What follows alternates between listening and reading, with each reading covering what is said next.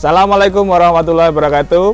Salam sahabat biotekno semua. Salam berbagi sehat, berbagi rezeki. Pada video kali ini, perkenalkan saya Muhammad Yusron, salah satu peneliti di PT Alga Bioteknologi Internasional. Ingin share kepada Anda semua terkait produk Neoalga Spirulina. Produk Neoalga Spirulina ini kita desain khusus mengandung nutrisi tinggi dan diproduksi di dalam negeri. Pengembangan produk ini menjadi salah satu keunggulan dari kami yang didasari oleh adanya kecemasan kami sebagai anak muda terkait dengan peningkatan prevalensi penyakit tidak menular yang ada di Indonesia. Data riset kesehatan dasar tahun 2018 menunjukkan bahwa angka kenaikan penyakit tidak menular cukup tinggi, terutama untuk hipertensi, dilanjutkan diabetes, obesitas, gagal ginjal, jantung, dan juga kanker. Bayangkan, 1 dari 3 orang kita di Indonesia menderita hipertensi dan ada 1 dari 12 orang di sekeliling kita menderita diabetes. Jadi angka itu sangat tinggi. Mengapa angka penyakit tidak menular terus meningkat di Indonesia? Analisis yang muncul berdasarkan laporan Kementerian Kesehatan ada 2 penyebab. Pertama, disebabkan karena kekurangan antioksidan. Ini cukup relevan dengan data yang ada, yaitu sekitar 95% penduduk Indonesia itu kekurangan konsumsi sayur dan buah, di mana konsumsi sayur dan buah itu adalah sumber utama antioksidan. Kedua, kurangnya aktivitas fisik usia lebih dari 10 tahun, juga pemicu munculnya penyakit-penyakit degeneratif tersebut. Jadi fokus utama penelitian kami di Neoalga Spirulina ini adalah untuk menyediakan sumber antioksidan yang efektif dan bisa dikonsumsi oleh segala usia. Minimal bayi umur 6 bulan sudah bisa konsumsi sampai nanti usia manula. Pengembangan produk Neoalga Spirulina ini kita fokuskan adalah untuk membuat nutrisi yang efisien yang bisa menambah antioksidan atau menjadi sumber antioksidan alternatif selain konsumsi sayur dan buah. Dalam 1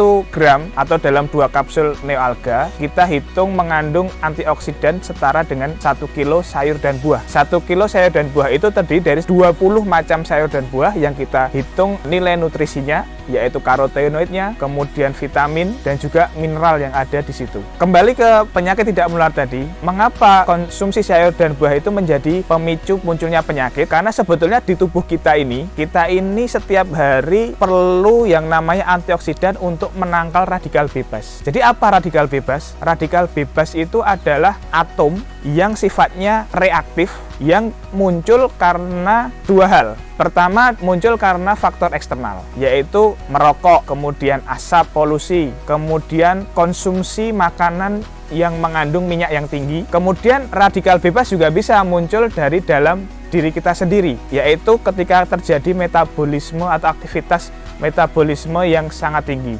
Misalnya ketika kita makan kekenyangan, kita akan bersendawa. Nah, itu adalah salah satu tanda aktivitas di dalam tubuh kita itu meningkat sangat signifikan.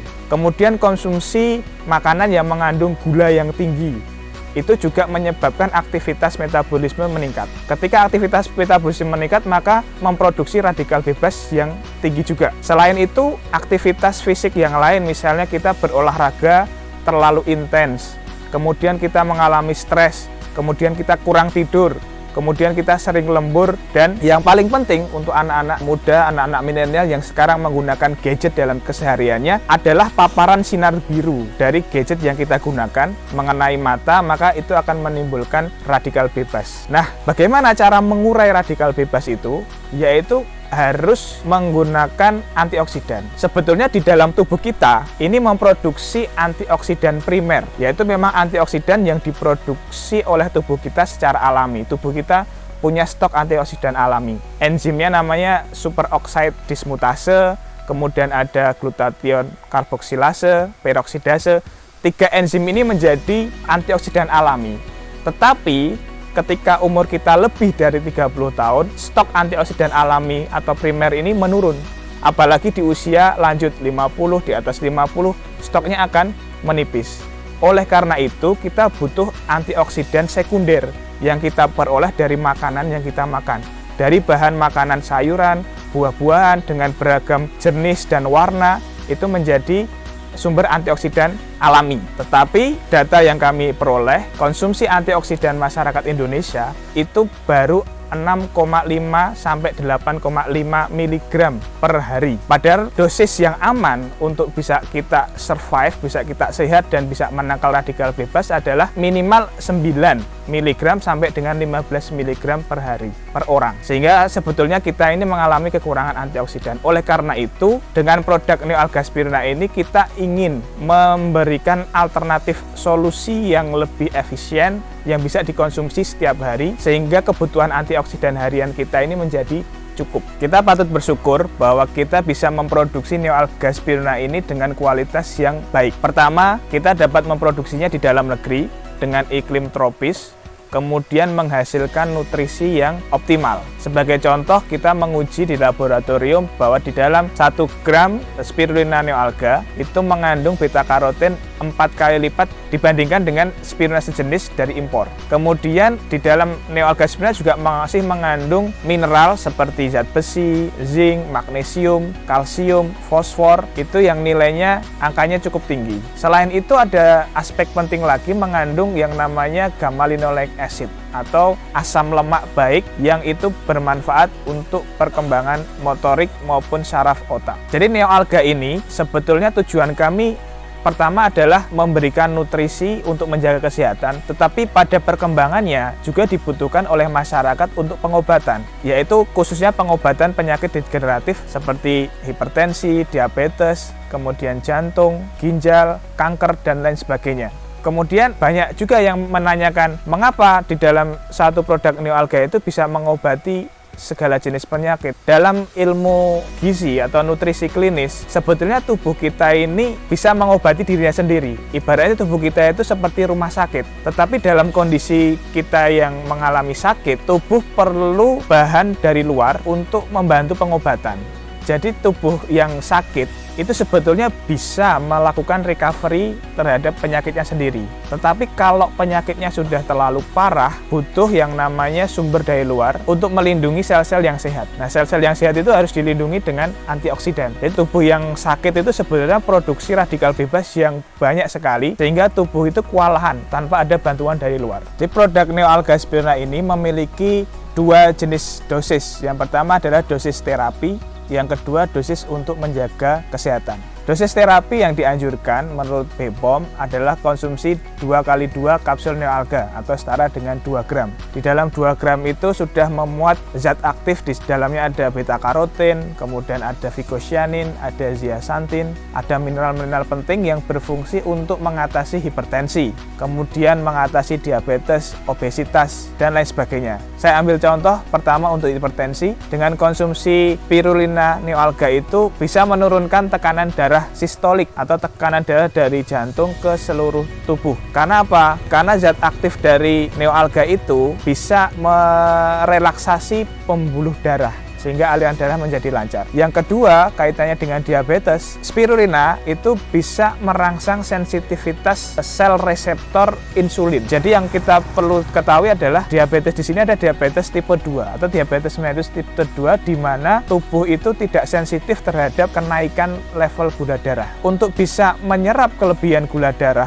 yang ada di dalam tubuh, maka sensitivitas sel untuk merangsang insulin atau menangkap insulin itu harus ditingkatkan, sehingga insulin bisa bekerja untuk mengurangi konsentrasi gula darah, kemudian darah bisa disimpan di dalam tubuh atau digunakan secara efisien oleh metabolisme sebagai sumber energi aktivitas harian. Kemudian kaitannya dengan obesitas, ternyata menurut literatur yang kami baca, yang kami pelajari berdasarkan testimoni yang mengonsumsi neoalga, di dalam spirulina itu bisa mengendalikan hormon norepinefrin dan dopamin. 2 hormon itu berfungsi untuk menekan nafsu makan, sehingga intensitas kita untuk makan, kemudian menumpuk kelebihan energi itu bisa diturunkan. Kemudian efek yang lebih penting lagi adalah ketika kita sering konsumsi makanan-makanan yang tidak sehat, ternyata itu mengurangi jumlah bakteri baik yang ada di pencernaan kita. Nah, dengan adanya spirulina neoalga itu, dia berfungsi sebagai prebiotik, yaitu menumbuhkan bakteri baik dengan populasi yang lebih banyak. Dan ternyata bakteri baik itu cukup berperan sangat signifikan terhadap pemecahan kolesterol, lemak, dan juga karbohidrat di dalam tubuh. Coba dibayangkan, ketika di dalam tubuh kita ini kekurangan bakteri baik, maka segala jenis zat-zat yang sebenarnya tidak kita perlukan oleh tubuh semua akan diserap oleh usus. Dan sangat disayangkan ketika tubuh kita ini tidak bisa mengurai zat-zat tadi, maka akan terjadi problem penyakit. Maka dengan adanya Neoalga spirulina, bakteri baiknya tumbuh,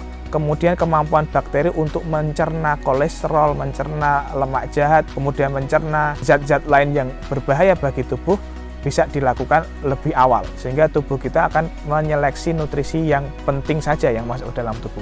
Kemudian di masa pandemi ini, Neoalga spirulina juga bermanfaat untuk menjaga kesehatan dan juga merecovery sahabat-sahabat kita yang sedang positif COVID. Mengapa? Karena di produk ini punya 3 fungsi. Pertama adalah meningkatkan imunomodulator atau sebagai imunomodulator. Produk ini meningkatkan aktivitas imun. Jadi imun yang kita aktifkan adalah imun adaptif atau sel-sel penting yang berfungsi untuk memakan infeksi atau memakan virus yang masuk dalam tubuh. Yang kedua, dengan adanya zat aktif di dalam Neoalga spirulina ini bisa berfungsi sebagai antiinflamasi, sehingga inflamasi akibat infeksi virus itu dapat ditekan. Karena ketika terjadi overinflamasi atau yang dikenal dengan adanya badai sitokin itu akan membahayakan terhadap organ-organ penting di dalam tubuh. Yang ketiga, dengan adanya zat aktif di dalam Neoalga spirulina itu juga berfungsi sebagai antikoagulan alami. Jadi ketika kita mengalami infeksi virus, sel darah merah kita itu akan mengalami kerusakan yang sangat hebat. Kerusakan sel darah merah yang meningkat selama infeksi itu akan dirombak. Tetapi kalau lajunya terlalu tinggi, maka darah kita mengalami penjendalan atau koagulasi. Nah, untuk bisa mengatasi koagulasi, biasanya harus menggunakan suntik antikoagulan atau antikoagulasi, ada heparin, antiplavix, dan lain sebagainya. Jadi dengan adanya vicocyanin di dalam Neoalga itu bisa sebagai antikoagulan alami. Dan juga recovery sel darah merah itu nanti akan distimulasi oleh beta karoten yang ada di dalam produk Neoalga. Sehingga produk ini aman dikonsumsi untuk pasien COVID dan juga untuk mengembalikan kerusakan darah.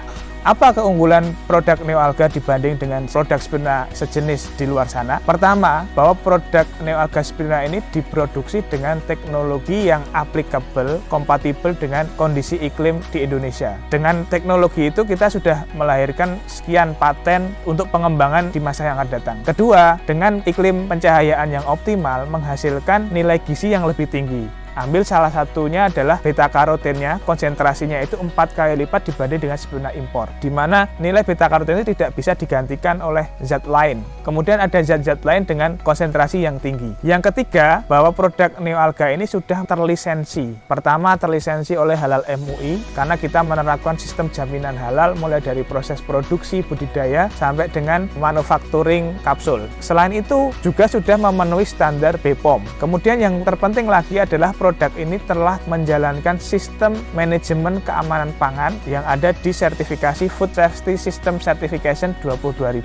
Mungkin ini sedikit pengantar dari produk Neoalga, keunggulannya produk, kemudian bagaimana menghasilkan sumber antioksidan alami bagi kesehatan tubuh untuk menjaga kesehatan maupun untuk pengobatan Anda. Jadi sekian yang dapat saya sampaikan. Salam berbagi sehat, berbagi rezeki. Assalamualaikum warahmatullahi wabarakatuh.